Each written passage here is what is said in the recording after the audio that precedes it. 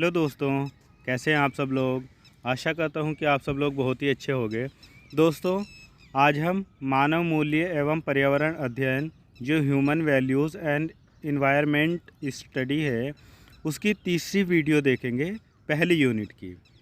पहली यूनिट से हम फर्स्ट और सेकंड दोनों वीडियो अपने चैनल पर अपलोड कर चुके हैं। अगर आपने वो नहीं देखी तो उनको आप डिस्क्रिप्शन में दिए गए लिंक या मेरी यूट्यूब की प्लेलिस्ट में जाकर आप उनको ज़रूर देख लीजिए। तो आज हम इसकी तीसरी वीडियो देखते हैं। दोस्तों, आज हम देखेंगे व्यवसाय प्रबंधन में मूल्य। मूल्य शब्द मूलतः फ्रेंच भाषा में है, जिसका तात्पर्य है वैलोइर।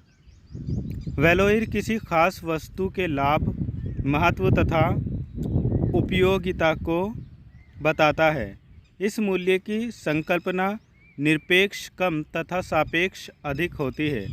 मूल्य एक दृढ़ निष्ठा है जिस पर व्यक्ति अपनी इच्छा अनुसार प्रतिक्रिया करता है। व्यक्ति के व्यक्तित्व मूल्य उसके परिप्रेक्ष्य को सुनिश्चित करते हैं। अतः क्या सही है अथवा क्या गलत है, क्या अच्छा है अथवा क्या बुरा है, इसको मूल्य के द्वारा समझ सकते हैं। किसी व्यक्ति के व्यक्तित्व व व्यवहार का निर्धारण उस विश्वास के द्वारा होता है जो मूल्य के माध्यम से आकार में आते हैं।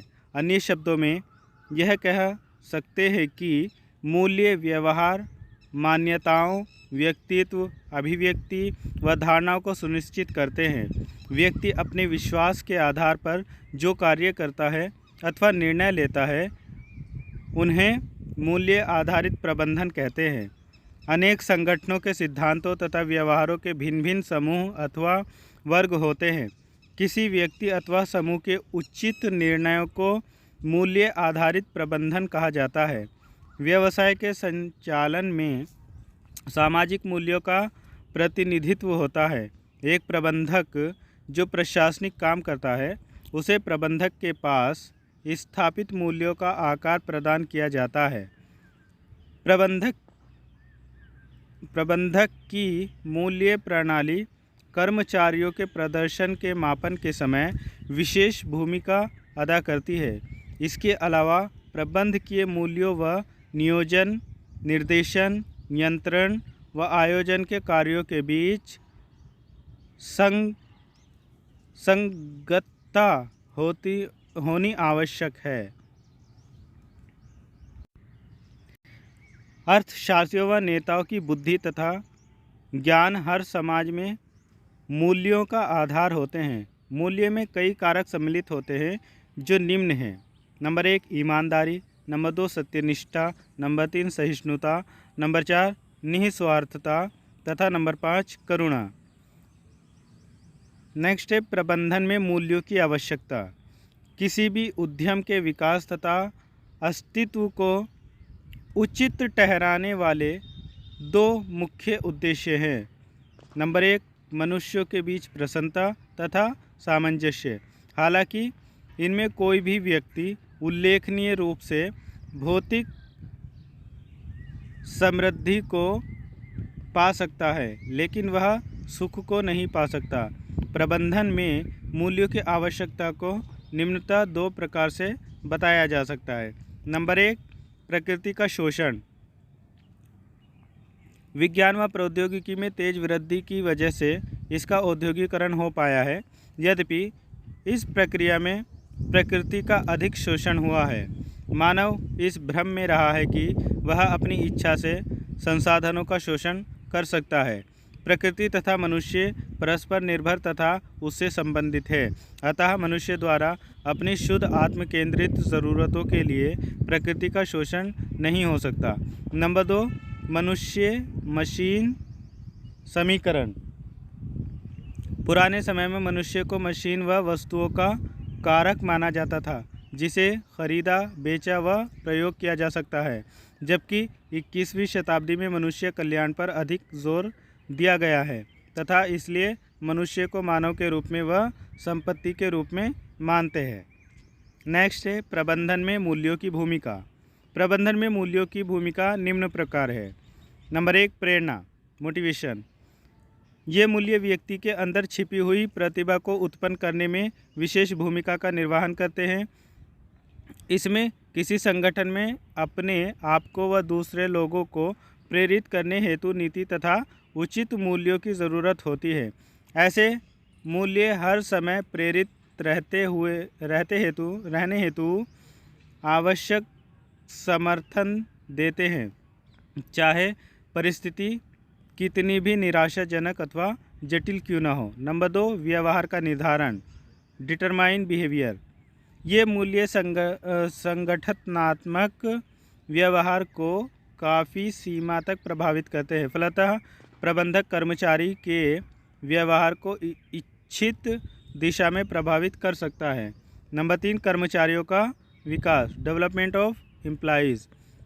प्रबंधकों के माध्यम से अपने कर्मचारियों के संपूर्ण विकास हेतु मूल्य प्रणाली का प्रयोग हो सकता है। इस प्रकार के मूल्य दृष्टि को प्रेरित करते हैं। ये मूल्य कर्मचारियों के नैतिक विकास व ज्ञान के विकास में मदद करते हैं। नंबर 4 परिवर्तन में मदद करना, असिस्ट इन चेंज।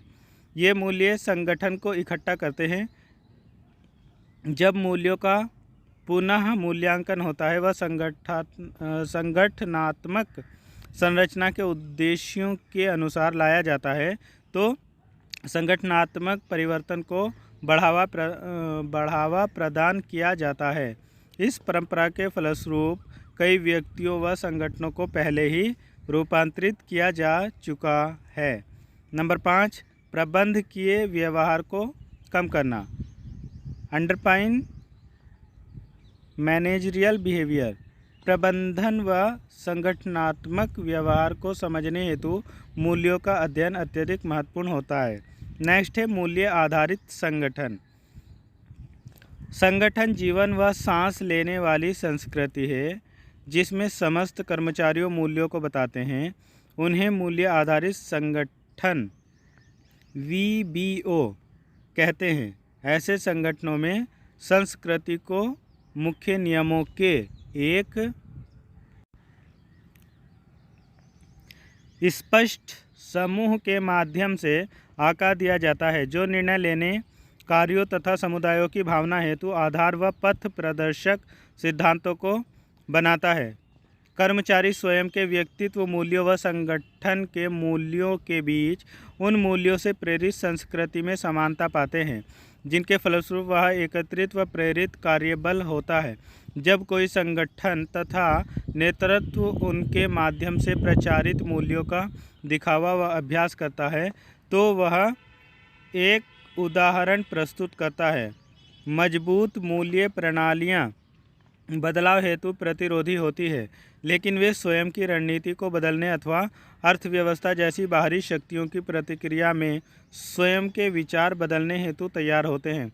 कर्मचारियों व उत्पादकता की प्रतिबद्धता के माध्यम से परिभाषित गहराई से आयोजित मूल्य पर बनी एक संस्कृति समय के साथ साथ अधिक स्थिर होती है। मूल्य आधारित संगठन के लाभ। मूल्य आधारित संगठन के निम्न लाभ है। नंबर 1 यह उत्पादकता हेतु उत्तम है। नंबर 2 यह सकारात्मक कार्य संबंध को वृद्धि प्रदान करता है। नंबर 3 यह ग्राहकों की संतुष्टि में वृद्धि करता है। नंबर 4 यह कर्मचारियों को सक्षम बनाता है। नेक्स्ट है प्रबंधन में पार सांस्कृतिक मानवीय मूल्य। वे सभी मान्यताएं जिनके द्वारा विश्व भर के लोग एक दूसरे से जुड़े होते हैं, उन्हें पार संस्कृति मूल्य कहते हैं। ये मूल्य विभिन्न संस्कृति, उच्च गतिशीलता व वैश्वीकरण की वजह से होने वाले सामाजिक बदलावों का परिमाण है। पार सांस्कृतिक मानवीय मूल्यों में विविधता प्रभावी संचार प्रक्रिया में रुकावट उत्पन्न करती है,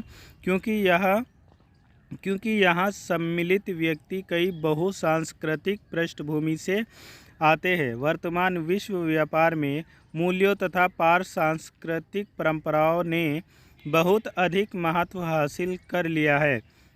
जब व्यावसायिक संस्कृति व प्रबंधकीय मूल्य साथ साथ काम करते हैं, तो वे प्रभावी रणनीतियों का नियोजन कर कई कार्यों को करने में क्रॉस नैतिक परंपराओं की सुविधा देते हैं जो इन कार्यों को सफलतापूर्वक पूर्ण करने में मदद करते हैं। जब किसी संगठन का अंतर्राष्ट्रीय स्तर पर संचालन होता है तो क्रॉस सांस्कृतिक शक्तियों, ज्ञान, कौशल, अनुभव व प्रौद्योगिकी से अच्छा परिणाम मिलता है। एक संगठन प्रबंधकीय परंपराओं व सामाजिक मूल्यों के बीच तालमेल बनाकर सफलता हासिल कर लेता है। वैश्विक परिदृश्य में उच्च शिक्षा संस्थान बहुसांस्कृतिक पहलुओं का अध्ययन करने हेतु एक साधन के रूप में काम करते हैं। पार सांस्कृतिक मूल्य प्रकृति में सार्वभौमिक होते हैं, जिसका तात्पर्य है कि वे पूरे विश्व में एक समान हैं।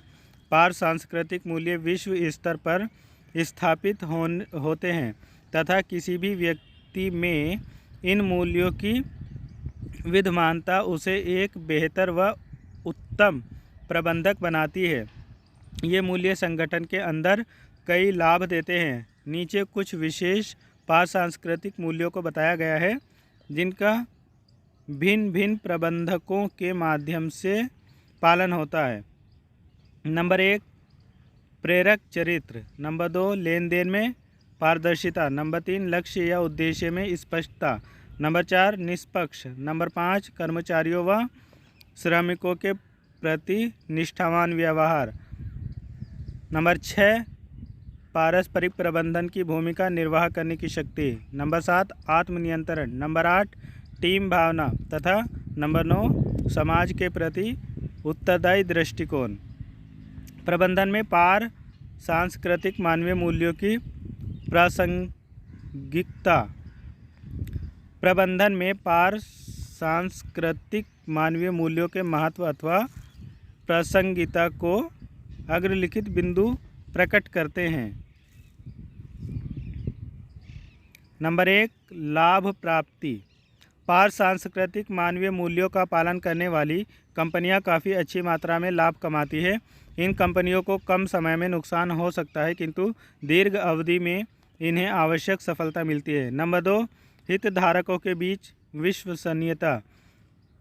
हितधारक अर्थात ग्राहक, अंशधारक, कर्मचारी, सरकार तथा आपूर्तिकर्ता होते हैं। ये लोग प्रत्यक्ष अथवा अप्रत्यक्ष संगठन के फैसले से प्रभावित होते हैं। इसलिए हितधारकों के बीच विश्वसनीयता बनाए रखने हेतु प्रबंधन को पार सांस्कृतिक मानवीय मूल्यों की ज़रूरत होती है। नंबर 3 कर्मचारियों के साथ प्रबंधन की विश्वसनीयता। ये मूल्य नेतृत्व व कर्मचारियों को एक साथ लाने हेतु एक साधारण श्रृंखला के समान काम किया करते हैं।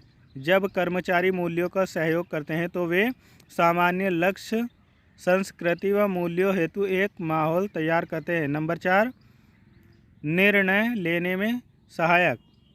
पार सांस्कृतिक मूल्य उत्तम निर्णय लेने में मदद करते हैं। ये निर्णय संगठन की सद्भावना, कर्मचारियों व साधारण जनता के लाभ संबंधी होते हैं। निर्णय लेते वक्त सामाजिक, आर्थिक व नैतिक पक्षों को ध्यान में रखना चाहिए। नंबर 5 यह मुख्यतः मानव मूल्य के अनुरूप है। पार सांस्कृतिक मानवीय मूल्य मुख्यतः मानवीय मूल्य के साथ चलते हैं। संगठन के अंदर समस्त कर्मचारियों के साथ सही व्यवहार करना, कर्मचारियों के लाभों पर ध्यान देना, सदस्यों की मदद करना, उत्तरदायित्व व अवसरों का समान रूप से वितरण करना इत्यादि मूल्य संगठन की उन्नति हेतु आवश्यक रूप से मानवीय मूल्यों का हिस्सा होते हैं। नेक्स्ट है भारतीय संगठन में मूल्य प्रणाली का विकास। प्रत्येक व्यक्ति एक संगठन स्वयं के लिए एक मूल्य प्रणाली रखता है। यह जीवन में अच्छा या बुरा होने का प्रमाण सिद्ध करता है। हर संगठन की एक मूल्य प्रणाली होती है जो उसके उद्देश्य, विश्वास, आदर्श, श्रद्धा एवं मनोरथ को व्यक्त करती है। यह मूल्य प्रणाली किसी संस्थान को ऊंचाइयों तक ले जाने में अपनी एक विशेष भूमिका का निर्वहन करती है, किंतु हम संगठन में मूल्य प्रणाली के विकास को जानने से पूर्व यह समझ व जान लेते हैं कि मूल्य प्रणाली किसे कहते हैं। अब देखते हैं मूल्य प्रणाली, वैल्यू सिस्टम।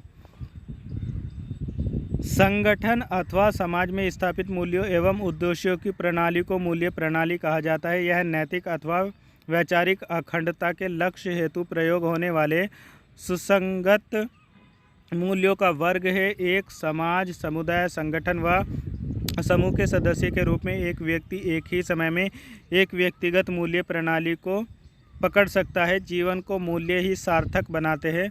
मूल्य हमारे व्यवहार अथवा नैतिक आचार संहिता का महत्वपूर्ण घटक है।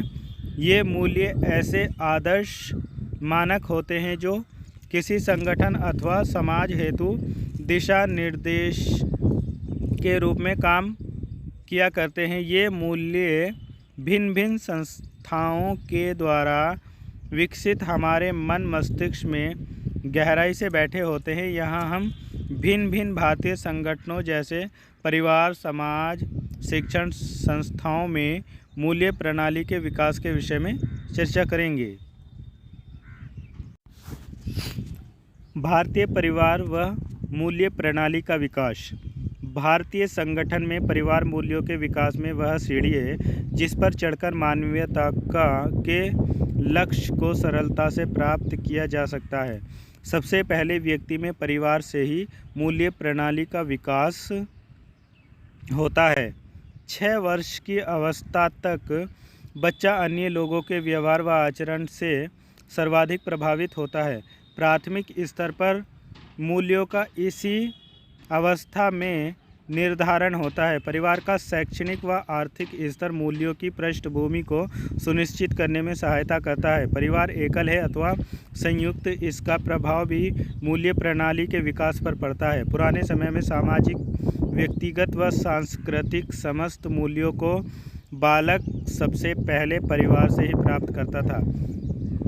ऐसा मानना था कि जैसा परिवार होगा वैसा ही बालक का चरित्र होगा तथा जैसे परिवार के लोगों के मूल्य वैसे ही परिवार का समाज होगा। मूल्य प्रणाली में परिवर्तन हो रहा है। आज भारतीय मूल्यों पर पश्चिमी सभ्यता का प्रभाव अधिक दृष्टिगत हो रहा है। उसी कारण से एकल परिवार जन्म ले रहे हैं। रहन सहन, खान पान, विवाह संबंधी समस्त मूल्यों में बदलाव हो रहा है।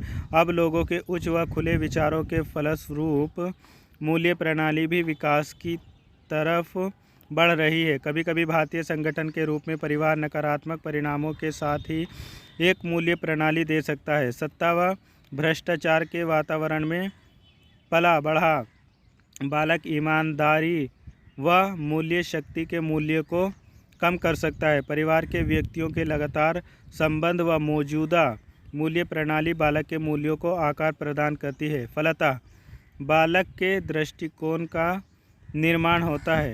एक परिवार में जहां उत्तम व आदर्श मूल्यों को स्वीकार करने के लिए बालक को प्रेरित किया जाता है, वहीं गलत मूल्य हेतु दंडित अथवा हतोत्साहित किया जाता है। परिवार व्यक्ति में एक दृढ़ व वांछनीय मूल्य प्रणाली बनाने में मदद करती है, जो बदले में समाज की स्थिरता बनाए रखने में सहायता करता है। हालांकि भारतीय संगठन के विभिन्न संस्थान मूल्य प्रणाली का विकास करने में सहायता करते हैं। भारतीय समाज तथा मूल्य प्रणाली का विकास। परिवार के पश्चात समाज की मूल्य प्रणाली के विकास में अहम भूमिका होती है।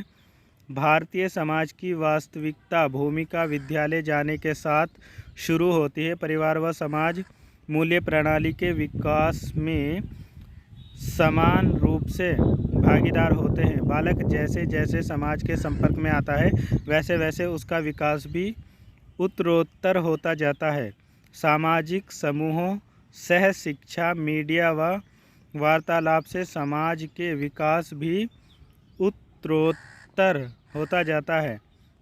सामाजिक समूहों, सह शिक्षा, मीडिया व वार्तालाप से समाज के नैतिक मानदंड, सामाजिक गतिशीलता, परिवर्तन जैसे विचारों का असर होता है। समाज में सहिष्णुता, धैर्य जैसे मूल्यों को कई धर्मों, जातियों व देशों के व्यक्तियों के साथ संपर्क में आने से विकसित करना सरल हो जाता है।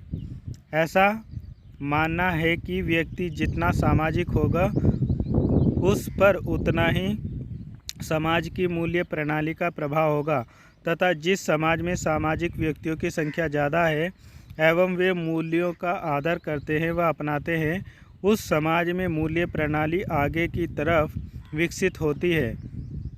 एक समान आचार विचार रीति रिवाज व व्यवहार वाले व्यक्ति एक साथ मिलकर समाज का निर्माण करते हैं। जब व्यक्ति समाज में रहता है तो उसके नैतिक मूल्यों में परिपक्वता आ जाती है। समय के साथ मूल्य प्रणाली में भी बदलाव आता जाता है।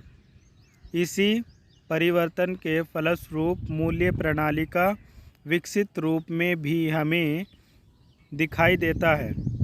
पुरातन समाज के मूल्यों व आधुनिक समाज के मूल्यों में यह विविधता स्पष्ट रूप से दिखाई देती है। इसी परिवर्तन के फलस्वरूप विभिन्न कुरीतियों जैसे बाल विवाह, लिंग भेद व अस्पृश्यता में कमी हमें आधुनिक समय में परिलक्षित होती है। किसी भी व्यवसाय अथवा संगठन हेतु सुनिश्चित किए गए नैतिक मूल्यों पर वहाँ के सामाजिक वातावरण का प्रभाव स्पष्ट परिलक्षित होता है। सामाजिक वातावरण में परिवर्तन समाज की मूल्य प्रणाली के विकास में मदद करता है। दोस्तों, वीडियो थोड़ा सा लंबा हो रहा है क्योंकि इसमें बहुत मटेरियल है। कोई बात नहीं, आधे घंटे का वीडियो रहेगा, आप आराम से देखिएगा। एक दिन में नहीं देख पाएंगे तो दोबारा देख लीजिएगा। आगे इसमें है भारतीय शिक्षण संस्थान तथा मूल्य प्रणाली का विकास। भारतीय शिक्षण संस्थान की मूल्य प्रणाली के विकास में महत्वपूर्ण भूमिका होती है। शिक्षण संस्थान दो स्तरों पर मूल्यों के विकास में महत्वपूर्ण भूमिका निभाते हैं। आधारभूत शिक्षा के स्तर पर तथा उच्च शिक्षा के स्तर पर।